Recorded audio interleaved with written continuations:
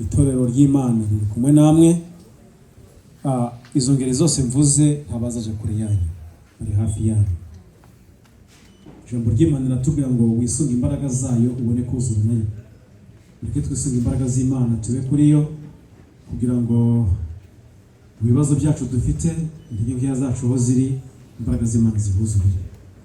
Reka rero dufate uyu mwanya kuko waduhaye, wenda atari umwanya twagomba kuba twinjiyemo, kuko ndamye ndashidikanya ko imbere hari byinshi bigomba gukorwa. Icyo tugiye kubasaba rero, reka wenda maze kutugendera umwanya w'inyuma, kuko umuryango shingiro uracyafite ijambo.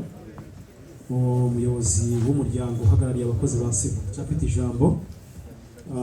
Ku rwego rw'itorero harimo bagifite ijambo. Ku rwego rw'umuryango wa nyakwigendera watabarutse Vedaste, haba ku mufasha we, haba ku bana be asize, harimo abafite ijambo. Ntabwo rero uyu mwanya ari uwacu kugira ngo duhagarare hano imbere yanyu kugira ngo twinjire muri kino cyiciro, ahubwo reka tukigenere umuyobozi wa gahunda. Paul, uranyumva? Reka tuyohereze umuyobozi wa gahunda uyu mwanya kugira ngo nkuko umuyobozi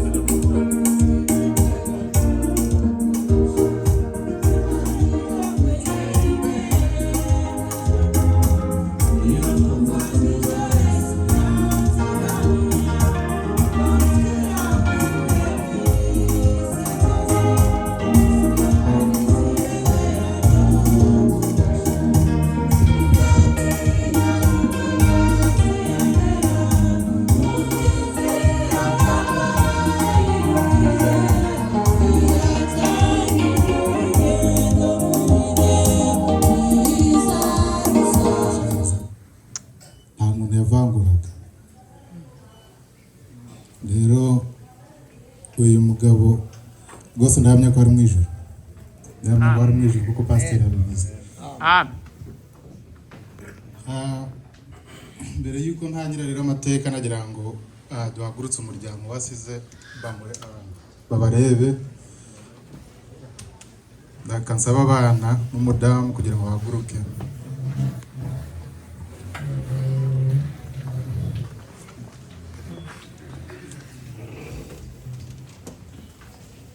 Aba nibo bana biwe basize n'umudamu we.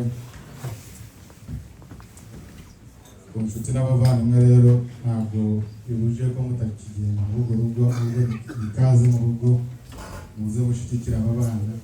Bakeneye inama zanyu, bakeneye ibitekerezo byanyu, bakeneye ubufasha bwanyu. Murakoze mu mwiciro. Nyakwigendera yitwa Ganuza Banza Bugabo Vedaste. Yavutse tariki ya mbere y'ukwezi kwa mbere 1968, akaba yari afite imyaka 56. Yavukiye mu gihugu cya Congo.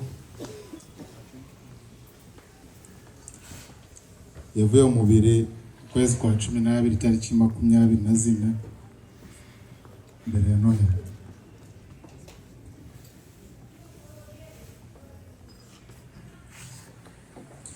Yubatse, umufasha we yitwa Chantal Mushirarungu.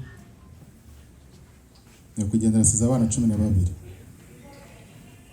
Hari abana mutari kubona ahangaha basigaye mu gihugu, ariko umubare wabo bose akaba afite abahungu 7 n'abakobwa 5. Nyakwigendera yavutse ku babyeyi, nyina yitwaga Nyirabuhoro Maria, isa kitwa Gatutse Etienne. Yatuye mu nkambi y'Ibyumba iba mu Rwanda. yageze muri Amerika mu mwaka wa 2019. Yakoraga kampani yitwa Siva, uko muri kubyumva byacu turamutse abantu abakozi ba Siva. Akaba yasengeraga mu itorero ryo bita Christian Living Church International, ariyo hano twari turi. Benshi bavuga ngo ni ku bafurere, ariko izina ry'ikanisa baryita Living Christian Church International. Yize amashuri 6 matoya. Mu nkambi akaba yarakoraga akazi k'ubwubatsi. Ayo niyo mateka make nashobora kuba nabona y'umugenzi. Ndagira ngo mukomeze kwihangana mwese, murakoze cyane.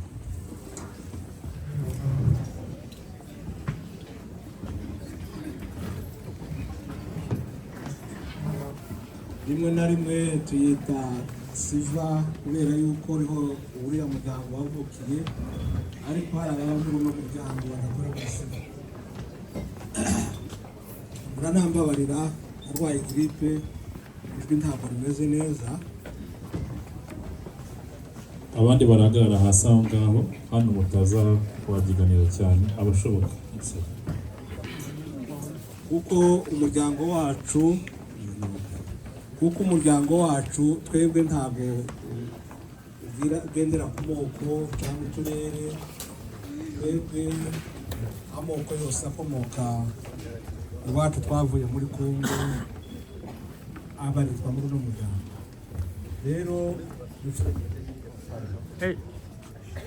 Pastor Musafiri niwe uza gutanga ijambo rigufi, hanyuma tuza kongeraho kugira ngo turabe twatwara umwanya muremure cyane ndetse nabo bajera umwanya kuko baje mu kazi. Karibu Pastor. Bwana asifiwe. Bwana asifiwe. Biblia inasema kwamba tumshukuru Mungu kwa wakati wote.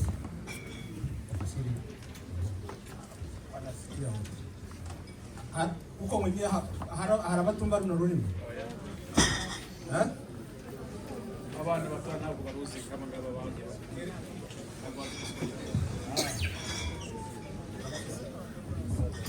Biblia inasema kwamba tumshukuru Mungu kwa wakati wote. Bivuga ko tugomba gushimira Imana igihe cyose, wakati unaofaa na wakati usiofaa, igihe kidakwiye ndetse n'igihe kidakwiriye. Na Yesu mu bino byiza aliacha anahaka wapiti Sayuni, na Yesu nawe yarigiye ya wapiti Sayuni kubari ba Sioni, ya kwamba msinilie mimi bali lieni ninyi pamoja na watoto wenu. Aravuga ati nimundirire ahubwo mwege muririre abana banyu ndetse na bene wanyu. Kwa hiyo sisi ni kundi la Siva. Twebwe uko mutureba na abantu bari hamwe bo muri Siva, tunakuja kuomboleza na ninyi pamoja. Tuje kubaha pole hamwe namwe, kubana namwe. Marehemu huyu, umugenzi w'uyu, tulikuwa naye pamoja kule kukazi kwetu. Twari kumwe mu kazi hari iwacu.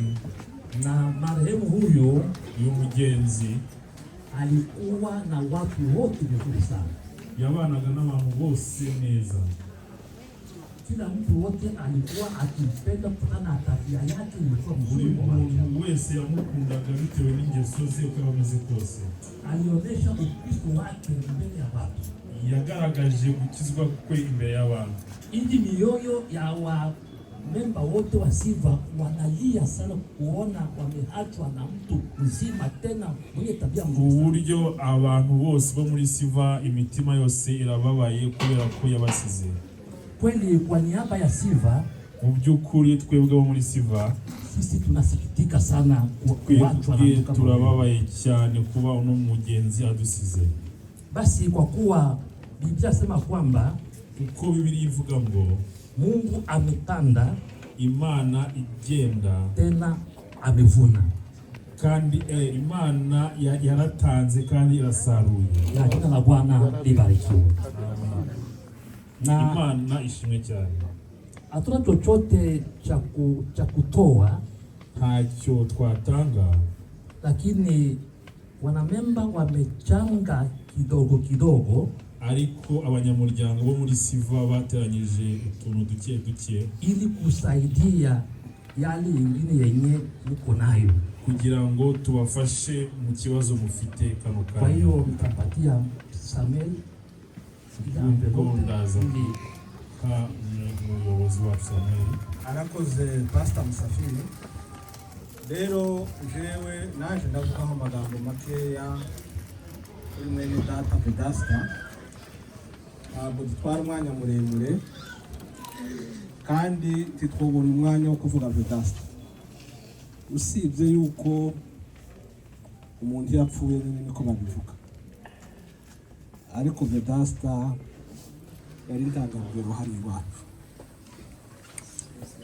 Tubuze umuntu ukomeye kandi witwara, ariko Vedaste hari ikintu yarushaga kubera ko twebwe byadutungura, ariko ntabwo byatungura Imana. Ubwo rero nk'uko mwumvise ubuhamya bwa mwene data, ubu mpagaze hano nanjye ndi umuntu twakoranaga umurimo w'itorero.